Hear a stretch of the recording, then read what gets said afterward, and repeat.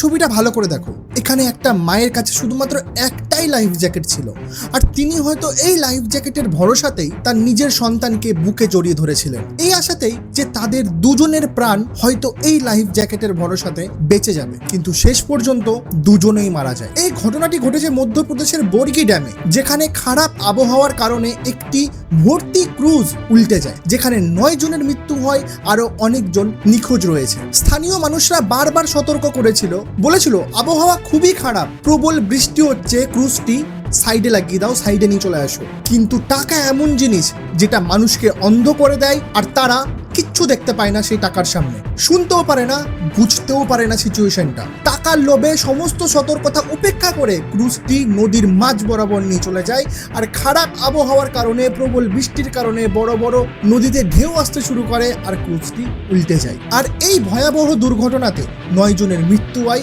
যেখানে এই মাটিও ছিল তার নিজের সন্তানের সাথে, যিনি শেষ নিঃশ্বাস পর্যন্ত নিজের সন্তানকে বাঁচানোর চেষ্টা করেছিলেন। সেই সময় হয়তো মায়ের ভালোবাসার সামনে মৃত্যুও হার মেনেছিল।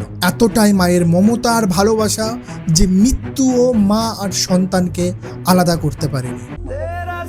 उसमें तो हम देख के हैरान हो गए अंदर कि भाई लेडीज को खींचे तो पहली बात तो लेडीज उस पे से आ नहीं रहे, हम देखा क्यों नहीं आ रहे, तो देखा तो उसके हाथ में सिमट के एक बच्चा पड़ा था, तो हम उसको खींच रहे लेकिन उसकी पकड़ अपने बच्चे से हिल नहीं रही थी उस लेडीज की। এই একটা ছবি যুগ যুগান্তর ধরে, যুগ যুগ ধরে মা আর সন্তানের ভালোবাসার প্রতীক হয়ে থাকবে।